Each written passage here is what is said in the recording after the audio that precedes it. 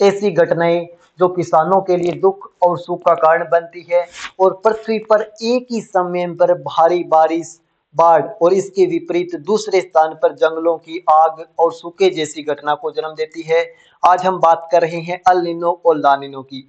El Nino और ला Nino को समझने के लिए सबसे पहले हमें कोरियोलिस बल को समझना होगा। हमें पता है कि पृथ्वी पश्चिम से पूर्व की ओर गति करती है और इस कारण पौने पूर्व से पश्चिम और डायरेक्शन की ओर गति करती है, जिसे हम व्यापारिक पौने ट्रेड विंड्स के नाम से जानते हैं। जैसे ये साइकिल इस दिशा में गति कर रही है तो इसका दुपट्टा इसके विपरीत दिशा में गति कर रहा है।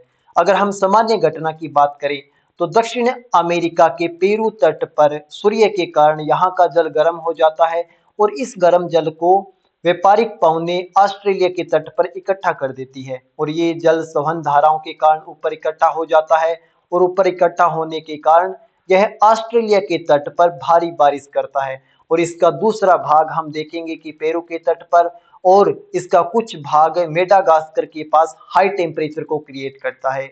अब हम देखते हैं एल नीनो की घटना को। एल नीनो की घटना में ये व्यापारिक पवनों को कमजोर कर देता है। व्यापारिक पवने कमजोर होने के कारण गर्म जल धारा ऑस्ट्रेलिया के तट पर नहीं पहुंच पाता और यहाँ पर बादलों का निर्माण नहीं हो पाता और ऑस्ट्रेलिया पर सूखा और जंगलों की आग जैसी घटना पैदा हो जाती है। इसके विपरीत पेरू के तट पर हम देखते हैं अधिक बादलों के निर्माण के कारण यहाँ पर बाढ़ जैसी घटना पैदा हो जाती है। अगर हम बात करें ला नीना की तो ला नीना में व्यापारिक पवने और अधिक मजबूत हो जाती है और ऑस्ट्रेलिया के तट पर भारी मात्रा में गर्म जल इकट्ठा हो जाता है और ये गर्म जल इकट्ठा होने के कारण ऊपर बादलों का निर्माण करता है। ऑस्ट्रेलिया के तट पर भारी मात्रा में बारिश होती है।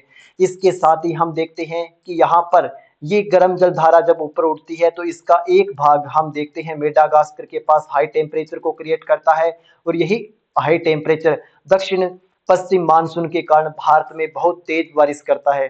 अगर हम बात करें अल नीनो की तो अल नीनो में ये कंडीशन पैदा नहीं हो पाती और भारतीय मानसून कमजोर हो जाता है और भारतीय किसानों में सूखे जैसी स्थिति पैदा हो जाती है।